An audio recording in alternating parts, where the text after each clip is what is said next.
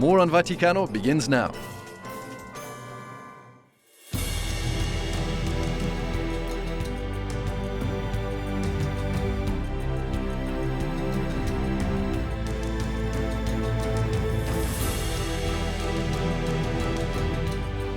On June the 29th, Rome celebrates the patron saints of the city, Saints Peter and Paul.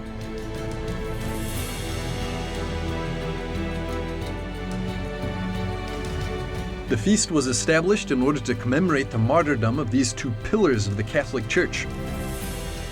It's always been usual in Christian art to represent the two saints together. Proof of this is that at the Sant'Angelo Bridge in Rome, it's both saints who welcome pilgrims into the Vatican.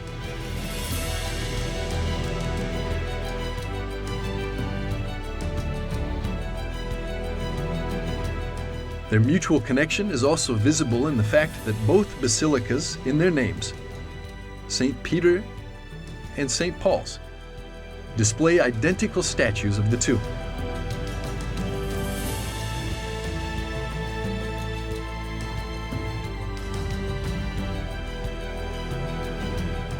We met with Elizabeth Lev, an art historian, to discover more about these two saints through the architecture of Rome.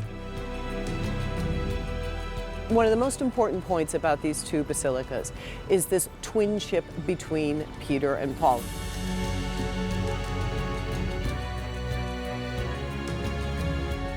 In Rome, as you know, we celebrate June 29th as one of our biggest holidays of the year, and we celebrate it as the day that Peter and Paul were both killed.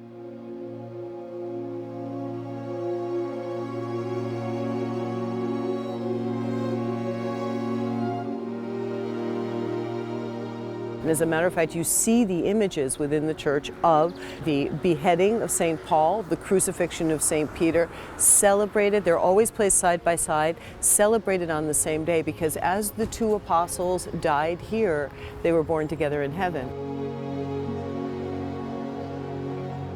And that makes them twins. And for a city that loves twins, we were founded by Romulus and Remus. These new twin martyrs would be the ones that would refound the Christian city. And that is emphasized not only in the matching statues, but when the emperors rebuilt this church in the 5th century, they turned it. So no longer does it face like St. Peter's, like all the other churches. It doesn't face east.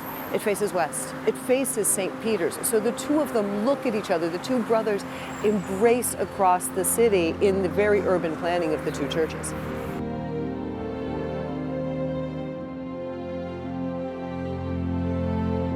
The celebration of the patron saints of Rome begins on the evening of June the 28th in the Vatican Basilica, when the statue of St. Peter is dressed as a pontiff.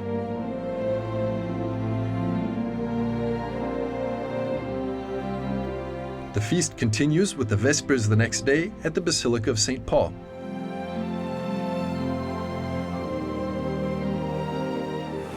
A very, very important appointment in this year, and with this church every year, is the time of June 29th, when we have the Vespers for the feast of St. Peter and St. Paul, which take place here. As a matter of fact, this church has been charged for all sorts of ecumenical activities and initiatives. That's the job of this church, really. And so from the Week of Christian Unity, where it's featured very heavily, but perhaps the most beautiful moment of the year is when the Pope comes, usually with a representative of the Eastern Church. They pray together at the tomb of St. Paul.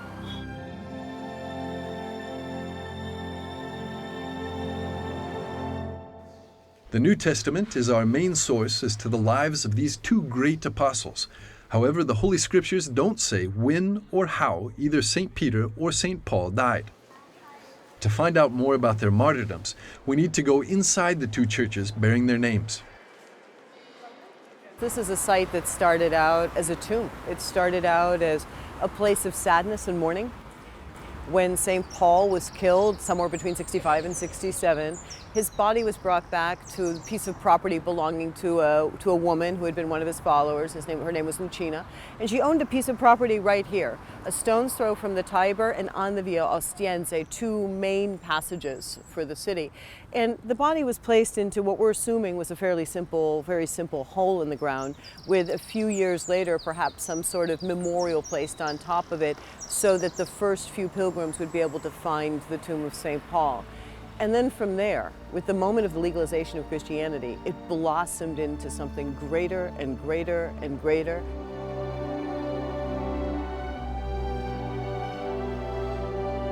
Some skeptics don't believe that the remains of St. Paul are really present in the basilica. But on December the 6th, 2006, Vatican archaeologists confirmed the existence of a white marble sarcophagus beneath the altar and attributed it to St. Paul.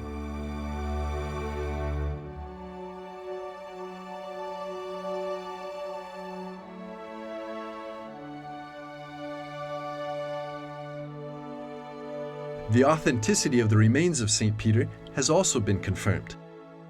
On June the 26th, 1968, Pope Paul VI announced that the relics of St. Peter had been identified.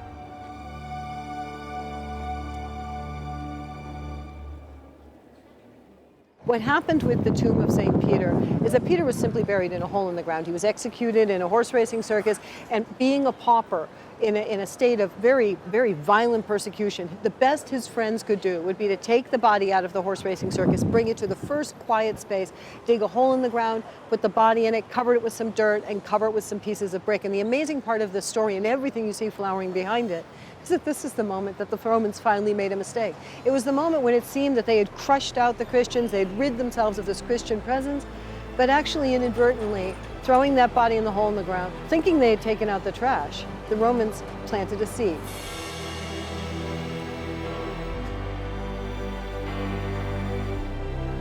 And we look at the flowering of that seed every time we look at the basilica, because the basilica is sitting directly on top of that tomb. If you start from the orb at the very top of that dome and drop a line down, it will drop through 2,000 years of history, through monuments and altars and makeshift walls, all the way down to the hole in the ground where the Romans first made the mistake of discarding that stone, which is Peter. By following the gospel, Saints Peter and Paul became the founders of a new Rome and a new church, thus completely changing the course of human history.